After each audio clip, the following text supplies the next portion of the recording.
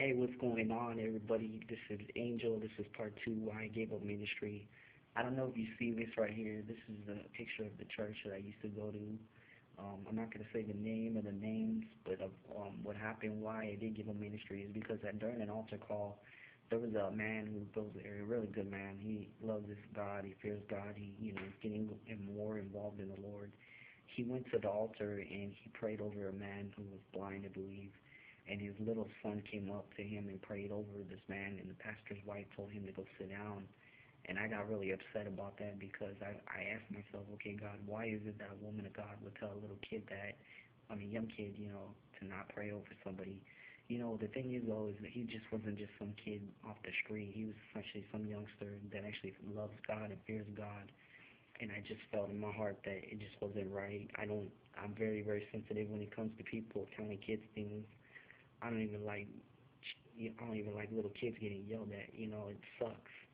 That's what my dad used to do to me a lot. It just was a messed up individual. But right here, I quit going after that, and I gave up ministry after that. Why? Because I felt that if this church right here's name is all over that ministry, and I continue to see things like that, then what's the point of me being part of ministry?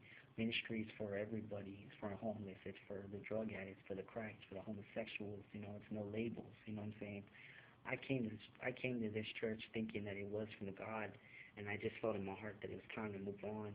And I found another church, something that I decided I'm just going to stick it out. I have two churches, but this church right here, I was really upset about it. I'm not bashing it, but I'm just sharing my opinion that you don't tell little kids that they can and not pray for nobody. If somebody's serving God and they feel it in their heart and they're led to go pray, then pray. I don't know why churches have such a problem with the young kids praying over somebody. And anyways, I'm glad I left this church. I'm glad every day that I stepped out of the ministry because it's a lot of responsibility, a lot of pressure, a lot of people telling you what you can and cannot do. It's very hard because I was trying my hardest, trust me, I was. But in the end, I was just basically telling myself, you know what, if nobody can accept me for who I am, then they're not my friends and they're not my family. That's why when I came back to TFL movement, I was always living in, but I found in the TFL movement that at least they accept an angel for who he is, at least they know what I go through when it comes to the dating scene.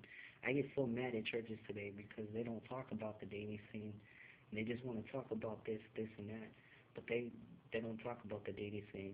I understand homeless people are a priority. I understand that what they go through sucks.